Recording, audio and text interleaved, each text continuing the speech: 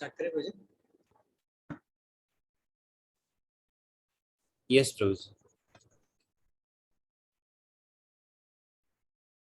मेरी आवाज आपको क्लियर आ रही है? जी प्रभु जी क्लियर है। यस प्रभु जी क्लियर है। हरे कृष्णा। कैसे हो, ठीक हो? यशु, कैसे हो, ठीक हो? हाँ प्रभु। अच्छा अच्छा अच्छा अच्छा। सो प्रार्थना करेंगे मंगलाचरण करके। ओम ज्ञानतिमिरान्धस्य ज्ञानाञ्जनशलाकया चक्षुरुन्मीलितं येन तस्मै श्रीगुरुवे श्रीचैतन्यमनोभीष्टं स्थापितं येन भूतले स्वयं रूपः कदा स्वरूपः। वन्देऽहं श्रीगुरो श्रीयुतपदकमलं गुरून् वैष्णवांश्च श्रीरूपं साग्रजातं सहगण रघुनाथान्वितं सजीवं साद्वैतं सावधूतं परिजनसरितं कृष्ण चैतन्य देवं श्रीराधा कृष्ण पादा सहगण ललिता श्री हे कृष्ण करुणा सिंधु दीनबंधु जगत देश गोपिका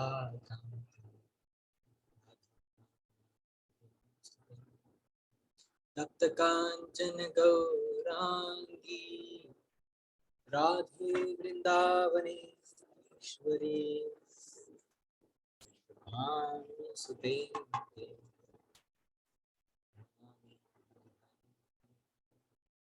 वाञ्छाकल्पतरुभ्यश्च कृपा सिन्धुभ्यैव च पतितानां पावनेभ्यो।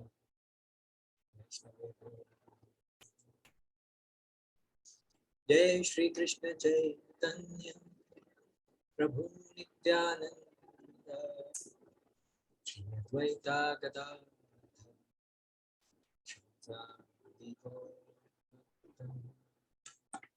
हरे कृष्णा कृष्णा कृष्णा हरे हरे हरे राम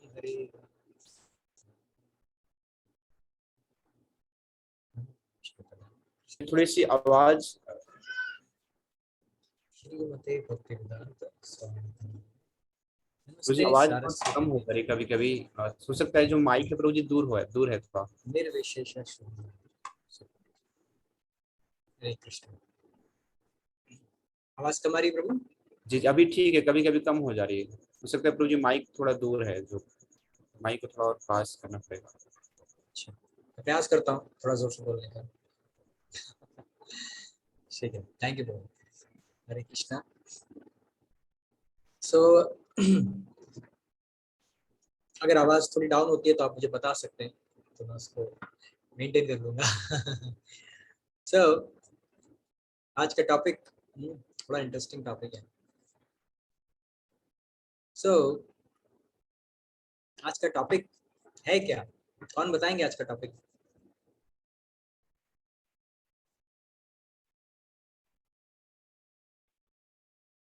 सो आप कौन बताना चाहेंगे आज के टॉपिक का नाम क्या है?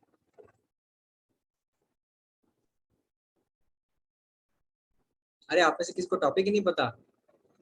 आप सेशन अटेंड कर रहे हैं, कितना आपके ऊपर फेथ है, आपके अंदर कितना फेथ है कि आप टॉपिक का नाम जाने बिना ही अटेंड कर रहे हैं। वंडरफुल।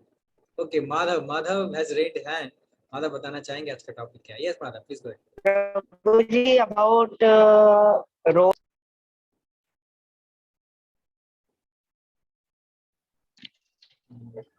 मतलब दोबारा प्रभु रिपीट रोल। करेंगे, आपकी आवाज क्लियर नहीं आई। प्रभु जी about role of karma. Okay, very nice. तो रोल ऑफ कर्मा ही नहीं, role of good and bad karma in deciding our destiny. बड़ा लंबा टॉपिक है आज का, है ना? टॉपिक कोई ब्रेक कर दे तो आज का पूरा समय निकल जाएगा है कि नहीं? So the role of good karmas and bad karmas in deciding our destiny. Interesting. So पहली चीज है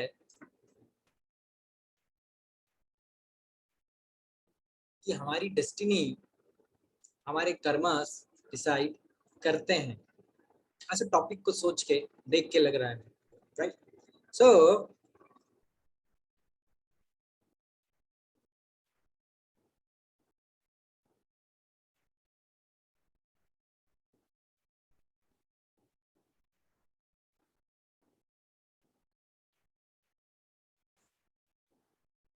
ओके, सो मैं आपको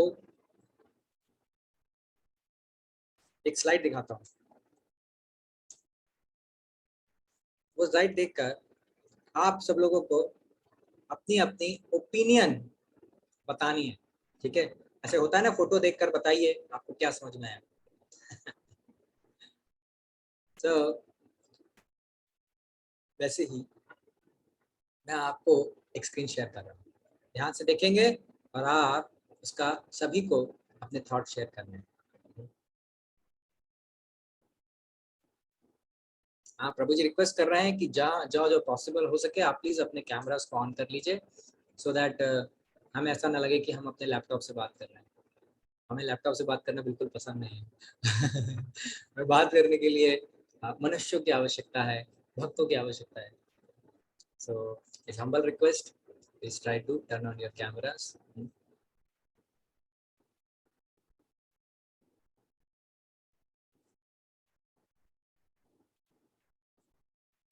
सो मैं आप लोगों से अपना स्क्रीन शेयर कर रहा हूं अभी। अब आप स्क्रीन को ध्यानपूर्वक देखेंगे और 1 मिनट तक देखेंगे स्क्रीन को ध्यानपूर्वक, और उसके बाद आप लोग से मैं प्रश्न पूछूंगा। क्या आप लोग तैयार रह जाएंगे? आप लोग तैयार होंगे? आई होप इन क्वेश्चंस को आंसर करने के लिए। सो हैविंग सेड दैट, मैंने स्क्रीन शेयर कर दी है आपके साथ। आप इसको ध्यानपूर्वक देखिए, ध्यानपूर्वक देखिए और मुझे जवाब देंगे आप so, ध्यानपूर्वक देखिए इसको, स्क्रीन को।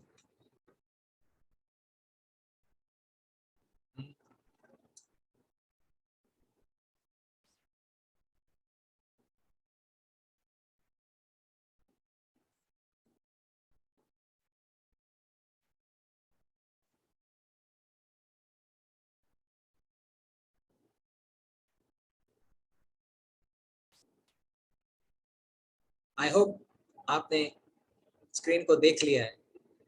अब आप सभी को अपने विचार व्यक्त करने हैं।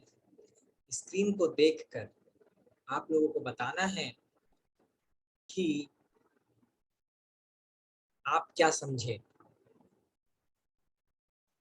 यह हमारे टॉपिक से रिलेटेड स्क्रीन है, तो हम गेम खेल रहे हैं आज। और जो प्रभु जी है ना, मथुरा वृंदावन प्रभु सबको मार्क्स देंगे कि जिसने जितना अच्छा आंसर दिया। स्क्रीन को ये पिक्चर वाला गेम है ये, तो पिक्चर को देख के आप जितना अच्छा आंसर देंगे, है ना, उतने अच्छे प्रभु जी मार्क्स देंगे और आखिरी में फिर रिजल्ट्स भी डिक्लेयर करेंगे, ठीक है? तो आप सबसे पहले कौन आंसर देना चाहेंगे? सबका आंसर देना तो मैंडेटरी है so, कौन सबसे पहले आंसर देना चाहेंगे? कौन पहले अपनी अंडरस्टैंडिंग शेयर करना चाहेंगे?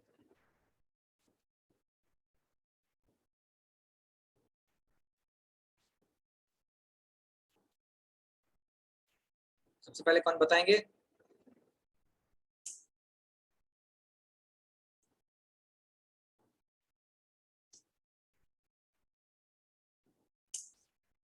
ओके, तुषार प्रभु ने अपना हैंड रेस किया है। तुषार प्रभु, यस प्लीज शेयर करिए। प्रभु जी, दंडवत प्रणाम। प्रभु जी, अगर ये हम तीनों पिक्चर को देखें, ये एक स्केल की तरह है, जहाँ के लास्ट दो पिक्चर एक एक्सट्रीम एंड को डिफाइन करते हैं। जैसे जो लेफ्ट साइड वाला एंड है, एक्सट्रीम एंड, वो वैसे व्यक्ति होते हैं जो फुल्ली हर समय डेस्टिनी पे डिपेंड करते हैं, जो सोचते हैं जो कुछ भी मिलेगा भाग्य से वो तो मिलना ही है, वो कहाँ जाने वाला है, तो फिर कर्म क्यों करना। इससे जब भाग्य पे डिपेंड, भाग्य जो देगा देगा, ले लेंगे, वरना बाकी सब जाए, एक्स्ट्रा मेहनत क्यों करना। और जो right end of the scale है वो डिफाइन करता है ऐसे व्यक्ति लोग जो बोलते हैं मैं कर्म से अपनी पूरी दुनिया मुट्ठी में कर लूंगा, बस मेरे को चाहिए कि मैं 24 घंटे गधे की तरह काम करूं और पूरी दुनिया मेरी मुट्ठी में आ जाएगी। और फिर ये जो खेती है, मतलब जो क्रॉप प्लांट्स हैं, मेरे को जितना समझ आया प्रभु जी, वो एक मतलब एक्सट्रीम एंड की जगह जो मीडियम स्केल है उसको डिफाइन करता है। जैसे किसान को जो फसल, अगर उसको अच्छी फसल चाहिए तो उसको दोनों चीजों पे डिपेंड करना पड़ेगा, एक डेस्टिनी पे भी और उसके कर्म पे भी है। उसको अच्छे बीज और थोड़ी मेहनत, जैसे प्लाउइंग, खेती बाड़ी, फिर वो सब करना पड़ेगा। ऊपर से उसको चाहिए कि उसके डेस्टिनी उसके साथ, जैसे अच्छी है, जैसे उस दिन बारिश हो जाए जिस वक्त उसको बारिश चाहिए, कि बारिश उसके हाथ में नहीं है, वो डेस्टिनी पे है। वेरी नाइस, बहुत अच्छा बताया तुषार प्रभु ने। अब हम नेक्स्ट डिवोटी पे जाते हैं। हरे कृष्ण प्रभु जी। कौन बताना चाहेंगे नेक्स्ट? हरे कृष्ण प्रभु जी। यस, मैं बताना चाहूंगा पार्थ बताएंगे। ये जो पिक्चर है, ये ऑलरेडी कर्मा से ही रिलेटेड है। इसमें जो है वो राइट हैंड साइड में एक लड़का है जो कि एक काम कर रहा है, एंड लेफ्ट हैंड साइड में एक लेजी पर्सन है जो कि मतलब जो कि आराम से बैठा हुआ है, और वो चाहता है कि मतलब कि हर चीज बैठे बैठे मिल जाए, हर चीज सब सब उसको जो है वो मतलब उसे काम ही नहीं करना पड़े। तो कर्म से रिलेटेड है, यानी कि कर्म और उसका फल दोनों ही अनिवार्य हैं, दोनों ही इस ये संबंधित है। तो व्यक्ति क्या होता है कि अच्छा बुरा जो भी कर्म करता है तो उसके अनुरूप में भविष्य में उसे सुख अथवा दुख की प्राप्ति होती है। तो इसी को कर्म सिद्धांत अथवा कर्मवाद कहते हैं। Okay, very nice. नेक्स्ट बताएंगे माधव प्रभु, आप बताना चाहेंगे? जी प्रभु जी, मैं तो इतना कैपेबल नहीं होता, मेरे इतना तो कुछ समझ नहीं आया। तो मेरे हिसाब से तो दैव्य मतलब जो मतलब देवता जैसे होते हैं कि हम सब पे रूल करेंगे, मतलब थोड़े से आलसी टाइप। और कर्मवाद मतलब कुछ ज्यादा ही मतलब काम करते रहते हैं कि मैं कुछ भी कर सकता हूँ, उनमें ये होता है। और दैव्य वाले की मुझे सब पे राज करना है एक तरह से। तो मुझे इतना समझ में आया प्रभु जी। Okay, very nice. ओके, और कौन बताएंगे? यीशु प्रभु आप बताइए, आपने हैंड रेज है। यस प्रभु जी, इसका मतलब है ये एक भैटा है और एक खेल का जैसा चीज है, और इसमें एक कंप्यूटर है, भैटा है, कंप्यूटर काम कर रहा है। Okay, very nice. यस और प्रभु। कौन बताएंगे?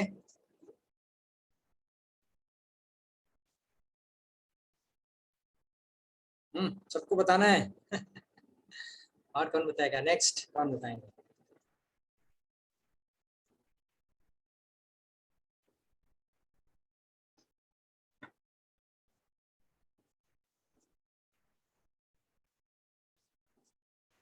हरे कृष्णा, बाकी लोग बताएंगे।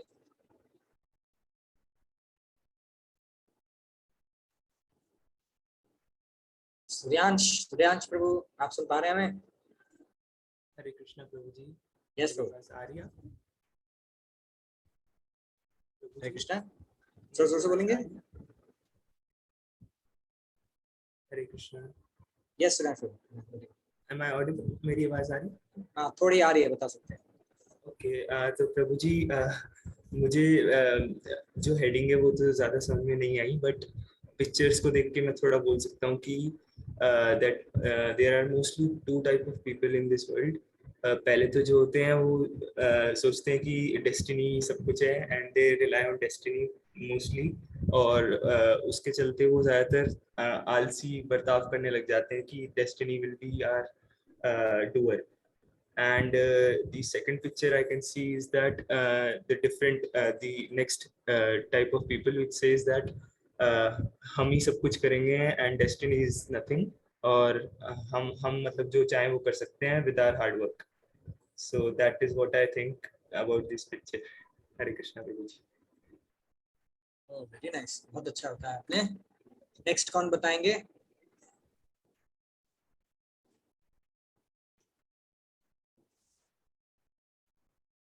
और कौन नेक्स्ट बताएंगे?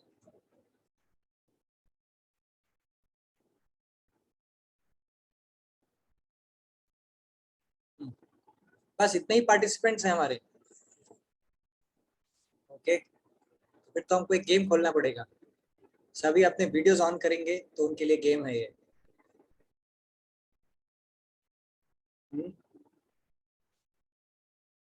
सभी अपने वीडियो को ऑन कर सकते हैं, तो फिर हम आपको एक गेम खिलाएंगे. जिनका वीडियो ऑन है उनके लिए गेम होगा. ठीक है, क्या 2:30 बजे?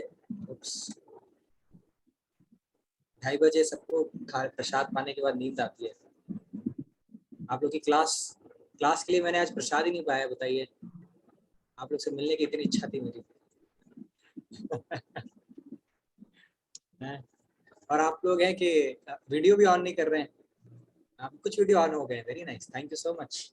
Thanks for being nice audience. अच्छा, क्या करेंगे अब? हम गेम खेलेंगे. ठीक है, थोड़ा एक्टिव हो जाए, है ना.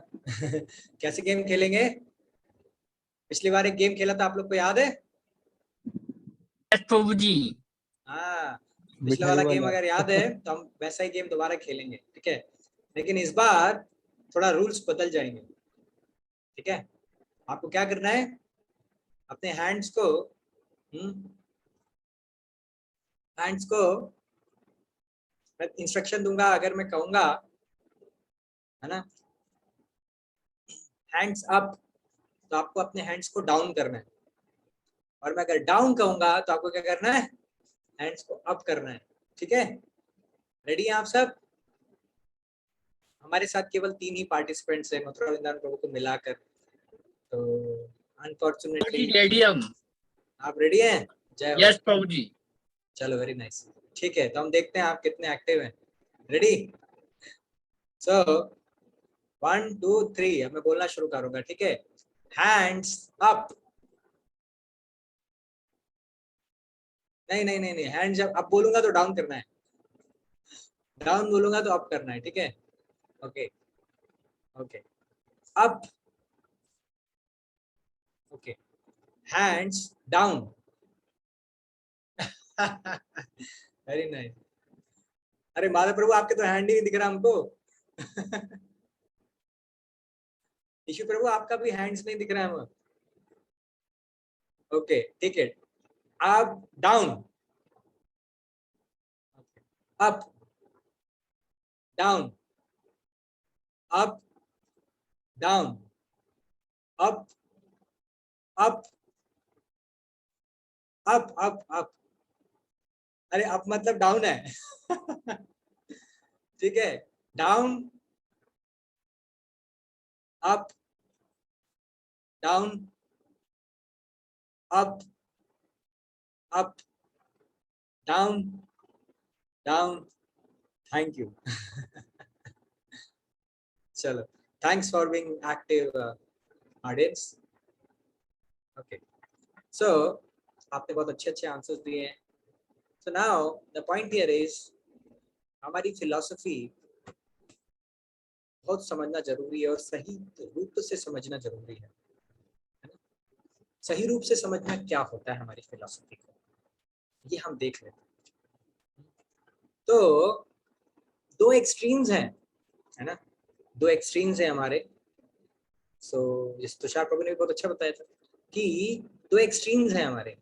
एक है, कुछ लोग मानते हैं कि you can do anything in life, हम जो चाहें करके दिखा देंगे.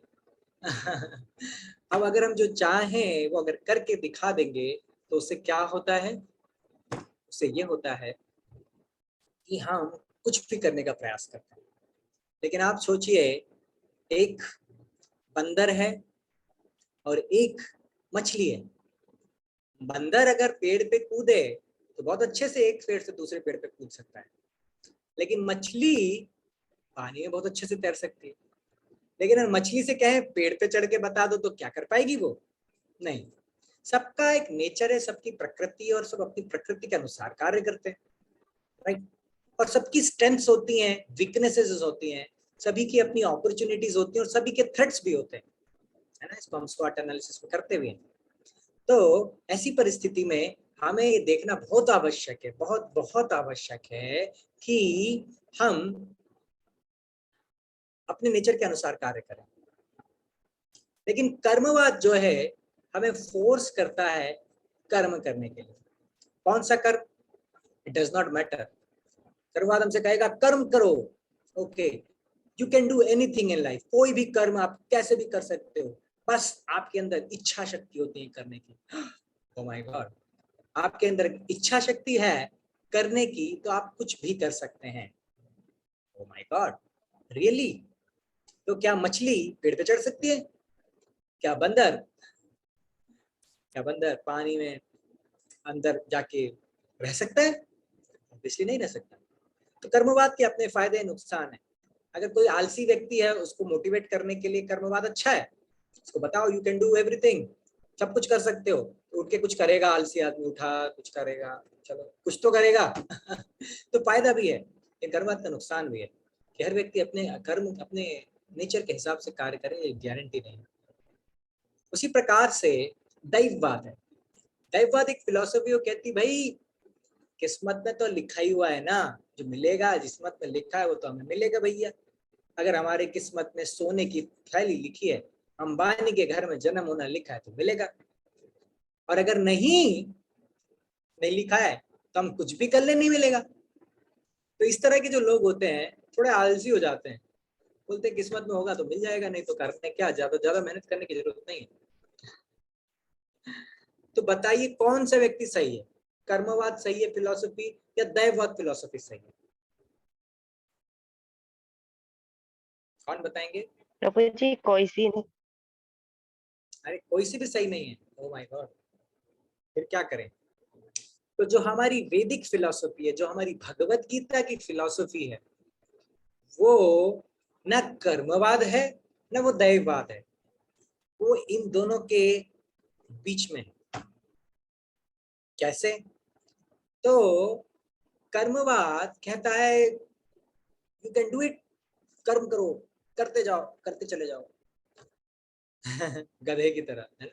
आपने से किसी ने कहा था गधे की तरह इस प्रकार से दैववाद हमसे कह रहा है कि भाई किस्मत में है तो मिल जाएगा, नहीं तो नहीं मिलेगा। लेकिन हमारी भगवत गीता की फिलॉसफी कहती है do your best and leave the rest on God. अपना बेस्ट करिए और बचा हुआ भगवान के ऊपर छोड़ दीजिए, है ना। इसका क्या मतलब हुआ? इसका मतलब ये हुआ कि हमें एक उदाहरण से समझते हैं। जैसे कि किसान है, खेती करता है, जब वो खेती करता है तो वो बीज डालता है। जितना बड़ा खेत उतना बीज डालना पड़ेंगे उसको, और बीज डालने के बाद उस पर पानी डालेगा और धीरे धीरे सींचेगा उसको, है ना। तो ऐसी परिस्थिति में हाँ, वो जितना अच्छे से मेहनत करेगा खेती उतनी अच्छी होगी। लेकिन किंतु परंतु क्या प्रॉब्लम है? प्रॉब्लम बस इतना सा है, अगर बारिश ही नहीं हुई तो उसकी खेती कैसी होगी, ये प्रश्न है ना? तो किस्मत का भी रोल है हमारी लाइफ में। अगर बारिश ही नहीं हुई तो फिर वो बेचारा कितनी मेहनत करे, वेस्ट है। पर अच्छी बारिश होगी तो बहुत अच्छी बात है। लेकिन अच्छी बारिश हुई और उसने बीज ही नहीं बोया तो क्या होगा? बारिश तो बहुत अच्छी, बीज ही नहीं बोया तो क्या निकलेगा? कुछ नहीं आया कुछ आएगा ही नहीं। इसीलिए किसान को अपना बेस्ट, अपना कर्म बहुत अच्छे से करना है, लेकिन उसको रिजल्ट के लिए भगवान के ऊपर आश्रित होना पड़ता है। ऐसी परिस्थिति में हमारी वैदिक फिलॉसफी हमसे कहती है कि आप अपना कर्म पूरी ईमानदारी से एक रिस्पॉन्सिबिलिटी समझते हुए करिए, और जो रिजल्ट है वो भगवान के हाथ में है। एक भगवत गीता में एक श्लोक है ना, कर्मण्येवाधिकारस्ते मा फलेषु कदाचन मा कर्म फल हेतुर्भुर्मा ते संगस्त्व कर्मणि। यानी कि कर्म, अर्जुन से भगवान कहते हैं अर्जुन तुम्हारा कर्म पर अधिकार है लेकिन कर्म के फल में नहीं है। लेकिन हम जो भी कर्म करते हैं वो फल सोच के करते हैं, फल मिलेगा तो करूंगा, है ना। मम्मी ने कहा बेटा जाओ मार्केट सब्जी ले आओ, चॉकलेट मिलेगी तो लाऊंगा चॉकलेट नहीं मिलेगी तो नहीं लाऊंगा। तो फल के लिए कर्म करना, उसमें it is selfish, it's not selfless, it is selfish, है ना। यानी कि इसमें हमारा कुछ स्वार्थ है। तो इसीलिए स्वार्थ से ऊपर उठना है, और इसीलिए कर्म को रिजल्ट के लिए नहीं करना है, अपनी जिम्मेदारी समझते हुए करना। दैट इज इम्पोर्टेंट, ये बहुत इम्पोर्टेंट है। तो कर्म को समझना, गुड और बैड कर्म तो हम बाद में समझेंगे, लेकिन पहले हमको समझना पड़ेगा कर्म को, कर्म को समझना बहुत जरूरी है। अच्छा, तो अब आप सब लोग समझ गए हैं कि कर्मवाद क्या होता है, दैववाद क्या होता है, और हमारी जो भगवत गीता की फिलॉसफी है वो कहाँ पे लाई करती है, कहाँ होती है, इन दोनों के एग्जैक्टली बीच में है। यानी कर्म भी करना है और भगवान पे आश्रित भी होना है, दोनों चीजें। क्यों? क्योंकि अगर आप रिजल्ट के लिए कर्म करोगे तो आप स्वयं मुझे बताओ, अगर आप रिजल्ट के लिए कर्म को करते हो तो क्या रिजल्ट आपके हाथ में है? क्या रिजल्ट आपके हाथ में रहता है हमेशा? कौन बताएंगे? क्या रिजल्ट हमेशा हमारे हाथ में होता है?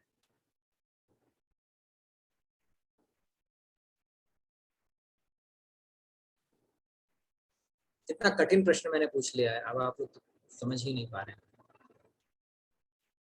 सूर्यांश कह रहे हमेशा नहीं रहता। एक्चुअली रिजल्ट हमारे हाथ में कभी भी नहीं रहता। हाँ सही कह रहा हूँ, रिजल्ट हमारे हाथ में कभी नहीं रहता। ऐसा होता है ना कि हम सिक्का उछालते हैं, हमने कहा हेड और हेड आ गया, हमने कहा हेड और हेड आ गया, और हमने क्या सोचा, देखा रिजल्ट मेरे कंट्रोल में है। अरे टेल भी आ सकता था, हेड आ गया तो आपको अहंकार सातवें आसमान पे चढ़ गया कि मैं देखा, मैं सही रिजल्ट निकाल सकता हूँ। फिर वो व्यक्ति सिक्का छोड़ के लॉटरी में निकालता है, लॉटरी में मेरा नंबर लगेगा देखना, है ना। तो ये उतना रिकमेंडेड नहीं है, ऐसा नहीं करना चाहिए, है ना। रिजल्ट एक्चुअली हमारे हाथ में कभी रहता ही नहीं है, लेकिन कभी कभी पैटर्न ऐसा रिपीट होता है कि हमें ऐसा लगता है, हमें प्रतीत होता है कि रिजल्ट हमारे हाथ में है। भगवान भगवत गीता में कह रहे हैं कर्मण्येवाधिकारस्ते मा फलेषु कदाचन, कदाचित भी नहीं, क्या कर्म के फल, क्या पर आपका अधिकार, कर्म के फल पे आपका अधिकार कदाचित भी नहीं है। लेकिन हम लोग कर्म का फल सोचकर ही कर्म करते हैं। आप कहा जाए एग्जाम्स में अच्छे मार्क्स लाने इसलिए पढ़ाई करते हैं आप, यस और नो? एग्जाम्स में अच्छे मार्क्स लाने के लिए ही हम पढ़ाई करते हैं, यस और नो?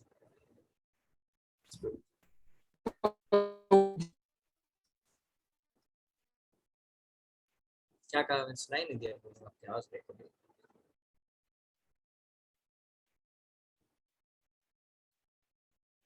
हाँ, तो हम रिजल्ट सोचकर ही कर्म करते हैं। अगर हम रिजल्ट सोच के ही कर्म करें तो क्या प्रॉब्लम आएगा? क्योंकि रिजल्ट हमारे हाथ में है ही नहीं। कभी कभी तुक्के में हमारे को ऐसा लगता है कि हमारे हाथ में है, लेकिन रिजल्ट हमारे हाथ में है नहीं।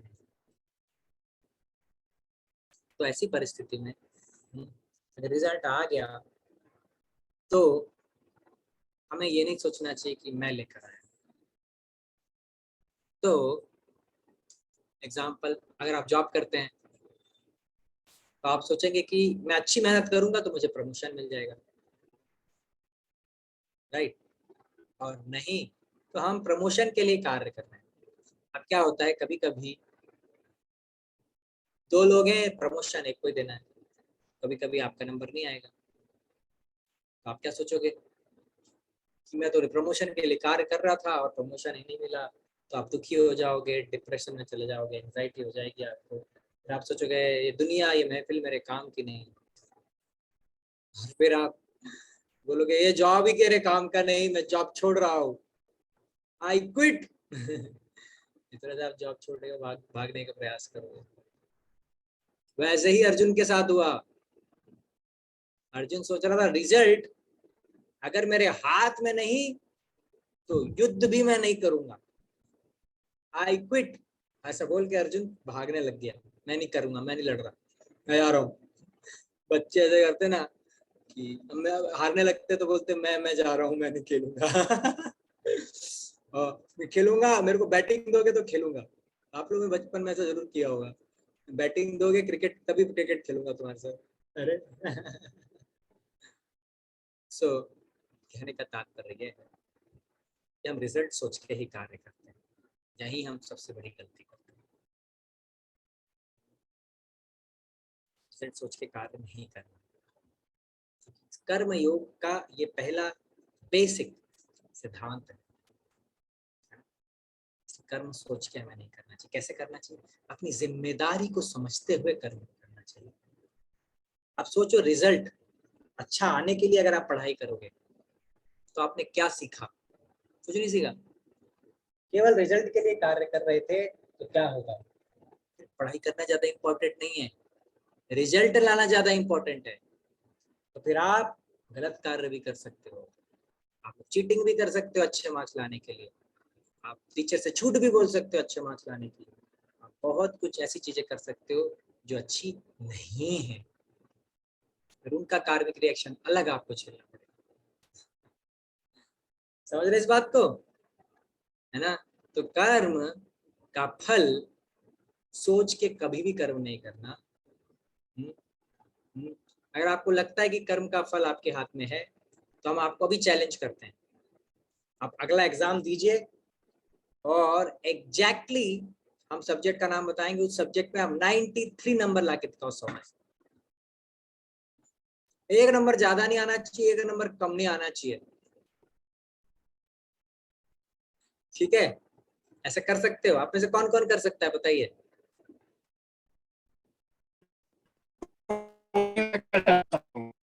नहीं कर सकते हैं? ओके, और कोई जो इस चैलेंज को एक्सेप्ट कर रहा है अपना हाथ ऊपर कर सकते हैं या अनम्यूट करके बोल सकते हैं। यीशु प्रभु, आपसे तो हमने सुन लिया, यीशु प्रभु के अलावा? हरे कृष्णा प्रभु जी। यस प्रभु जी। प्रभु जी एग्जैक्टली 93 तो नहीं आएगा, वो कम भी आ सकता है और ज्यादा भी आ सकता है। एग्जैक्टली, है ना? तो इसका मतलब है रिजल्ट हमारे हाथ में नहीं है, जी पूरी तरह से नहीं है, ये कह सकते हैं, है ना? रिजल्ट हमारे हाथ में है या नहीं है? पूरी आदि क्या, हमने कहा रिजल्ट है 93 मार्क्स लाओ, आप या तो कहेंगे कि हमारे हाथ में है या आप कहेंगे हमारे हाथ में नहीं है। तो आप क्या कहेंगे? हमारे हाथ में नहीं है ना? एग्जैक्टली, इस चीज को हमें समझना चाहिए। और भगवान अर्जुन को यही तो बता रहे हैं भगवत गीता में, रिजल्ट हमारे हाथ में नहीं है, है ना? यही भगवान अर्जुन को भगवत गीता में बता रहे, रिजल्ट आपके हाथ में नहीं है अर्जुन, तो रिजल्ट के लिए मत लड़ो, रिजल्ट के लिए मत फाइट करो, रिजल्ट के लिए एग्जाम मत दो, रिजल्ट के लिए प्रमोशन के लिए केवल कार्य मत करो। जो व्यक्ति रिजल्ट के लिए पढ़ाई करता है वो सीख नहीं पाता ठीक से, इसीलिए अगर पढ़ाई करनी है तो सीखने के लिए पढ़ो, अच्छे से सीखने के लिए पढ़ो। जॉब में अगर कोई कार्य करते हो केवल प्रमोशन के लिए या सैलरी के लिए मत करो, सीखो सीखो, अपने स्किल्स को बढ़ाओ और लाइफ में और आगे बढ़ो। कितना कुछ किया जा सकता है। अगर हम रिजल्ट से अटैचमेंट छोड़ें तो हम एक्चुअली में एक ऐसी दुनिया एक्सप्लोर कर सकते हैं जो वाकई में हमें सुख दे सकती है। राइट? इसलिए भगवान कहते हैं अपनी जिम्मेदारी की तरह पढ़ो, और जिम्मेदारी से भी एक ऊपर की चीज है, क्या? भगवान की सेवा में पढ़ो और अपना बेस्ट करो। जैसे अर्जुन ने कहा भगवान ने कहा यथा इच्छसी तथा कुरु, जैसी इच्छा वैसा करो। भगवान ने कहा, अर्जुन का नहीं, जैसा आप कहेंगे वैसा मैं करूंगा। अब टेंशन ही खत्म हो गया। बचपन में हमें टेंशन क्यों नहीं होता? तो जैसे मम्मी पापा कहते चुपचाप कर लिए, चुपचाप बैठ जाते। बड़े होते हैं तो क्या होता है प्रॉब्लम? सारे डिसीजन हम अपने सर पे लेने लगते हैं। जब अपने सर पे लेते हैं तो उसका कार्मिक रिएक्शन लगता है। जब कार्मिक रिएक्शन लगता है तो हम उसको भुगतते हैं। जब उसको भुगतते हैं तो हमें नानी याद आ जाती है। परेशान हो जाते हैं, कहने का तात्पर्य परेशान हो जाते हैं, स्ट्रेस बढ़ता जाता है। ये विशियस साइकिल है, ये बहुत बड़े बड़े प्रॉब्लम्स लेके आती है किसी के लाइफ में। उसमें नहीं फंसना, ये नहीं क्या करना है। इसलिए कर्म में रिजल्ट से आसक्त मत हो, अपना बेस्ट दो, जो आप बेस्ट कर सकते हो वो करो, and leave the rest to God. That's it. अच्छा, अब आई बात गुड और बैड कर्म की। गुड कर्म क्या है और बैड कर्म क्या है? तो बैड कर्म तो हमको ऑलरेडी इस्कॉन में रटा दिए गए हैं, यानी गुड कर्म बैड कर्म, या फिर कर्म और विकर्म भी कहते हैं। गुड कर्म मतलब कि ऐसे कर्म जो हमें अच्छे रिजल्ट दे, जिसको हम भोग सकें, बाद में एंजॉय कर सकें जिसके माध्यम से। लेकिन दूसरा जो विकर्म होता है, विकर्म को आसान भाषा में समझें तो क्या होता है? विकर्म को आसान भाषा में हम समझ सकते हैं कि विकर्म मतलब 4 नियम जो हमें बताए गए उनका पालन नहीं करना, बस वही विकर्म। कौन बताएगा 4 नियम कौन से होते हैं?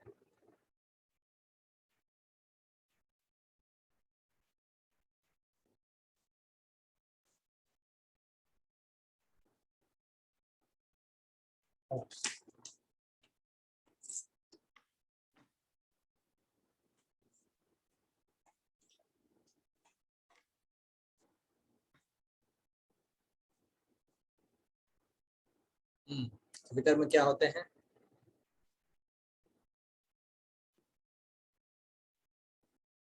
सूर्यांश प्रभु ने चैट में लिख के भेजा है। ओके, 4 विकर्म होते हैं। No illicit sex, no gambling, no intoxication and no murder. 4 कर्म होते हैं। सो ये 4 विकर्म होते हैं। तो ये बैड कर्म है। इन कर्मों का हमेशा जो रिजल्ट होगा वो बैड ही आना है, आप कुछ भी कर लो। और जो गुड कर्म है, यानी कि शुद्ध बड़े सकाम कर्म, वो हमें अच्छे सुख देते हैं। थोड़ा सुख देते हैं। किस टाइप का सुख देते हैं? हमें अच्छा लगता है ना, इस टाइप से। तो कर्म और विकर्म ये होते हैं। तो गुड और बैड कर्म ये होते हैं हमारे। तो गुड और बैड कर्म हमें अच्छे से पता होने चाहिए। तो नाउ अब आगे बढ़ते हैं हम लोग। तो गुड और बैड कर्मस क्या हमारी डेस्टिनी को डिफाइन करते हैं? ये आज का टॉपिक है, राइट? सो देखिए, कुछ चीजें हमारे कंट्रोल में होती हैं और कुछ चीजें हमारे कंट्रोल में नहीं होती। जैसे कि आप स्कूल में 10th क्लास के बाद कौन सी स्ट्रीम चूज करेंगे, ये आपके हाथ में है। फिर आप कौन से कॉलेज में एडमिशन लेंगे, ये आपके हाथ में हो सकता है।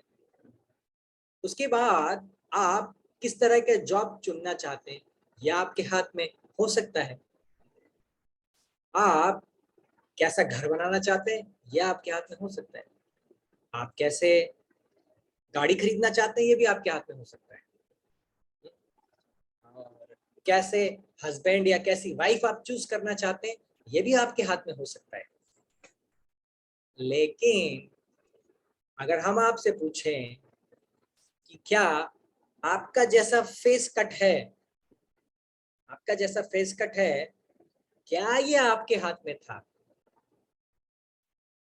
क्या आपके मम्मी पापा कौन होंगे, क्या ये आपके हाथ में था? है ना? आपको इंटेलिजेंस कितना मिला है, क्या ये आपके हाथ में था? राइट। तो कुछ चीजें इन टर्म्स ऑफ डेस्टिनी हमारे कंट्रोल में हम सोचते हैं कि हो सकती है कुछ हद तक, ओके, ब्रॉड कैटेगरी से देखें तो हाँ पॉसिबल है, लेकिन कुछ चीजें हमारे हाथ में बिल्कुल भी नहीं है। राइट। तो अब ऐसे में कौन डिसाइड करता है कि हमें अभी कैसे पेरेंट्स मिले हैं, हमें कैसा घर मिला है, हमारा ये सब चीजें कौन डिसाइड करता है? तो ये लॉ ऑफ कर्मा से डिफाइन होता है। दैट मीन्स कि हम जो पहले कर्म कर चुके हैं और जिस प्रकार के हमारे डिजायर हैं, उसके अनुसार हमें भविष्य में चीजें मिलेंगी। पिछले जन्म में जो हमारे कर्म थे, उसके अनुसार हमें इस जन्म में वैसा शरीर मिलेगा, वैसे पेरेंट्स मिलेंगे, वैसा घर मिलेगा। जैसे भरत महाराज को आप देखेंगे तो भरत महाराज ने क्या किया था? भरत महाराज सब कुछ छोड़ दिया, जंगल में चले गए और भगवान को पाने के लिए तपस्या कर रहे हैं और एक हिरण से आसक्त हो गए।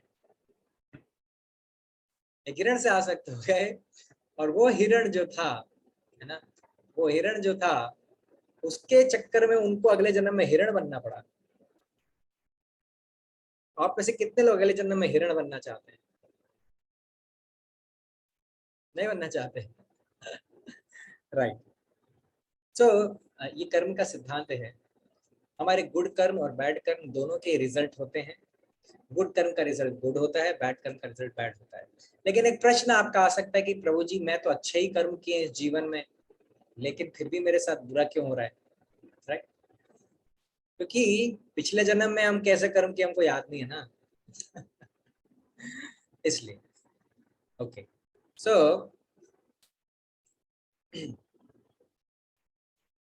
हमें इसीलिए गुड कर्मास के गुड रिजल्ट और बैड कर्मास के बैड रिजल्ट के बारे में नहीं सोचना चाहिए। कभी कभी क्लास में क्या होता है, हम लोग बहुत मेहनत करते हैं और सब्जेक्ट में नंबर ही नहीं आते, और कोई एक लड़का है वो फालतू में कुछ काम ही नहीं, कुछ पढ़ाई, हमको लगता ही नहीं कभी पढ़ाई की होगी उसने, पढ़ाई नहीं करता, उसके अच्छे मार्क्स हमसे ज्यादा अच्छे मार्क्स आ जाते हैं। ऐसा होता है ना। हम ज्यादा मेहनत करते फिर हमारे कम आते हैं, वो मेहनत ही नहीं कर रहा उसके ज्यादा आ जा रहे हैं। ऐसे क्यों हो रहा है? क्योंकि उसके कार्मिक अकाउंट में पहले से ही कुछ पैसा डिपॉजिट करके रखा था, वो यूज कर रहा है। उसके कार्मिक अकाउंट में पहले से ही कुछ पैसा था, वो यूज कर रहा है। इसीलिए उसके मार्क्स कम मेहनत करने में भी आपसे ज्यादा आ सकते हैं। इसलिए हमें चिंतित नहीं होना चाहिए, है ना। ये लॉ ऑफ कर्मा अर्जुन विचार कर रहे थे, भगवान ने अर्जुन का, अर्जुन लॉ ऑफ कर्मा के बारे में मत सोचो। अर्जुन ने बोला क्यों? बोले अर्जुन बहुत कॉम्प्लिकेटेड है, तुमको भी समझ में नहीं आएगा, इसको केवल मैं ही समझ सकता हूँ, तुम अभी नहीं समझ सकते, तो तुम छोड़ दो जबरदस्ती मानो। तो फिर अर्जुन को भगवान ने मना किया, तो फिर हम कौन से खेत की मूली हैं? हमें भी इसलिए लॉ ऑफ कर्मा के बारे में नहीं सोचना चाहिए, रिजल्ट से अटैच नहीं होना चाहिए। हमें अपनी रिस्पॉन्सिबिलिटी की तरह अपने कर्मों को करने का प्रयास करना चाहिए। ठीक है। तो इसीलिए गुड कर्म का हमेशा रिजल्ट गुड हो, या बैड कर्म का हमेशा रिजल्ट या डेस्टिनी बैड हो, ऐसा नहीं है। It is completely law of Karma, and ये इसको समझना हमारे लिए पॉसिबल ही नहीं है। इसीलिए जो चीज हम नहीं समझ सकते उसको समझने के बजाय हमें अपने हर कर्म को एज रिस्पॉन्सिबिलिटी करना चाहिए, नॉट एज रिजल्ट। ये आज हम अगर सीख गए तो हम बहुत घमासान कर सकते हैं, अपनी लाइफ में बहुत आगे बढ़ सकते हैं। इसीलिए इसको अपने जीवन में उतार के प्रयास कीजिए। आई एम वेरी श्योर आप बहुत अच्छा करेंगे। तो इसीलिए यहाँ पर हम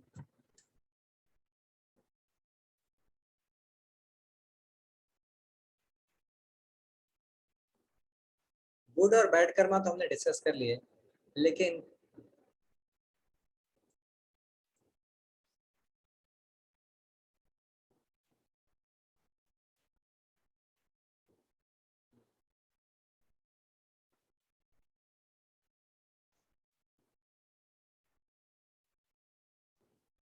ठीक है, I think that should B.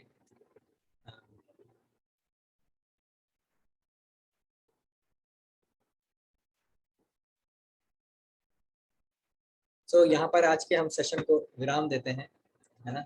हमने लॉ ऑफ कर्मा को समझा, हमने कर्मवाद दैववाद को समझा, हमारी वैदिक फिलॉसफी कहाँ आती है इसको समझने का हमने प्रयास किया।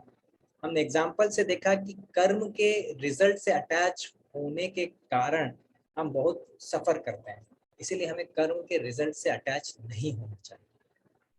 और क्या, इसके अलावा हमने ये भी देखा कि हमें बहुत सारी चीजें हमारे कंट्रोल में है ही नहीं, स्पेशली रिजल्ट। हम कभी कभी सोचते हैं रिजल्ट हमारे कंट्रोल में, लेकिन रिजल्ट हमारे कंट्रोल में बिल्कुल भी नहीं। तो ये चीजें हमने आज सीखी। और कर्म के नियम को समझना थोड़ा मुश्किल है, इसलिए हमें इसको समझने में अपना समय व्यर्थ नहीं करते बनाए अपनी रिस्पॉन्सिबिलिटी की तरह अपने कर्म को करना चाहिए, बिना रिजल्ट से अटैच हुए।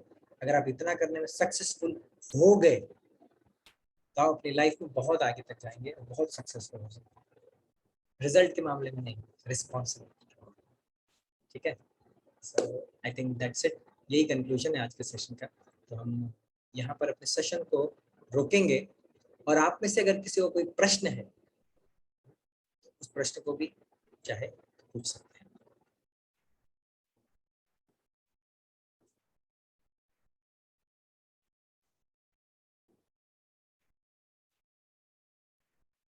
आप में से कोई भी प्रश्न अगर पूछना चाहें तो पूछ सकते हैं।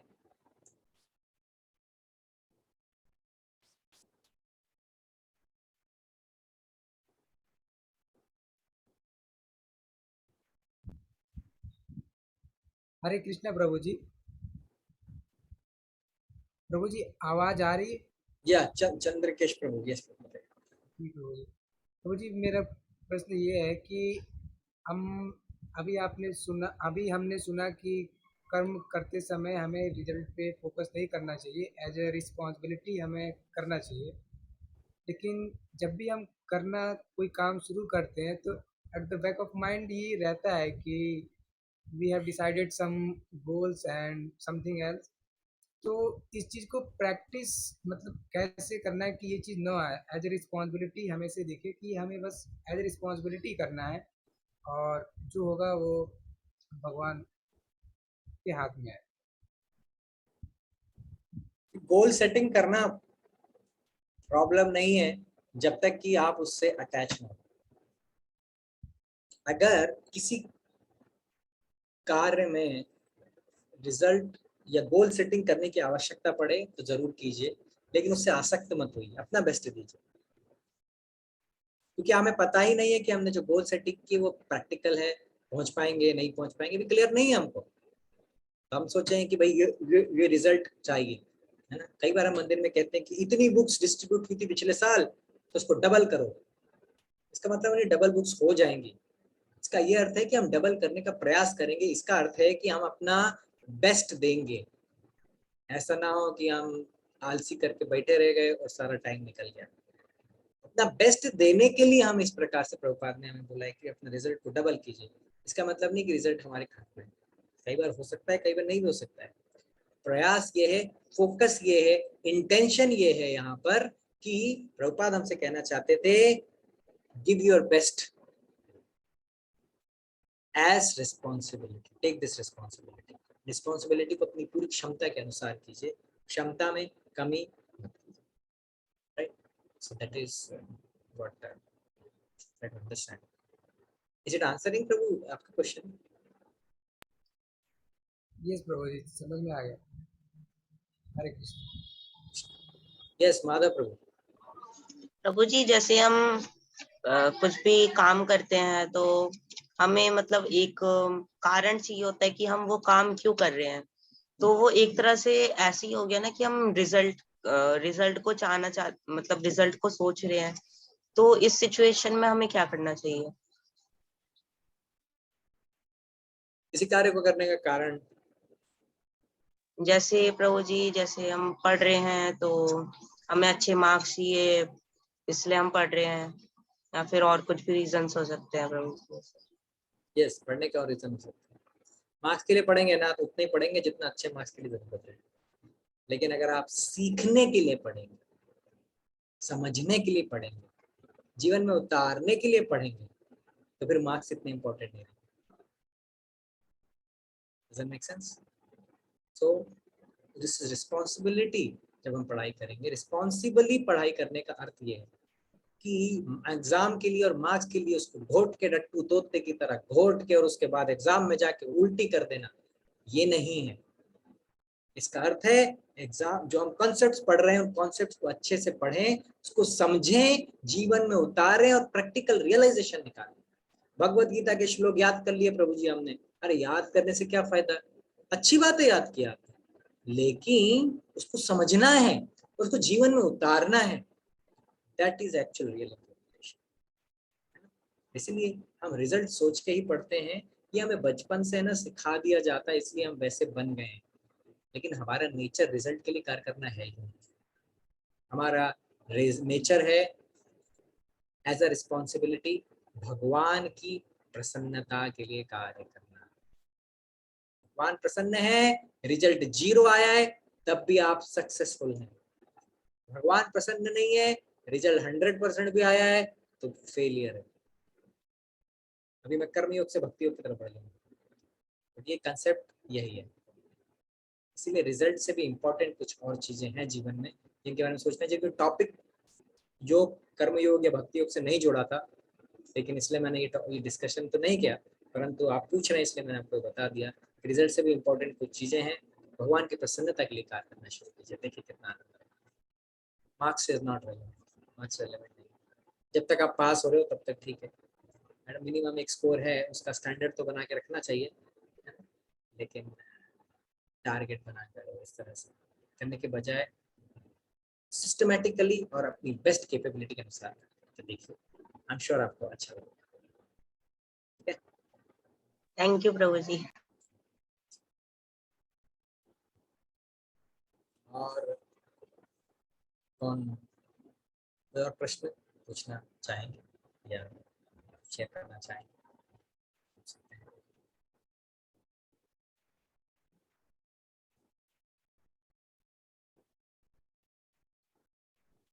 हरे Krishna, thank you very much Prabhu ji. तो और किसी कोई प्रश्न है? यहाँ पर प्रभु जी ने काफी अच्छे तरीके से हमें कर्म का सिद्धांत बताया, किस प्रकार से हमारा जो भाग्य है उसके निर्माता हम स्वयं हैं। भारत भाग्य विधाता, जिस प्रकार से हम राष्ट्रगान में पढ़ते हैं, तो हम अपने भाग्य के स्वयं विधाता हैं। हम अपना भाग्य स्वयं लिखते हैं अपने कर्मों के अनुसार। जो हम कर्म कर रहे हैं उससे हमारी डेस्टिनी बनती है। तो प्रभु जी ने जिस प्रकार से बताया कि हमें कौन से कर्म करने हैं, अगर हम कर्म उसके अनुसार करते हैं तो हमारा भाग्य निश्चित ही आपकी अच्छा बनेगा।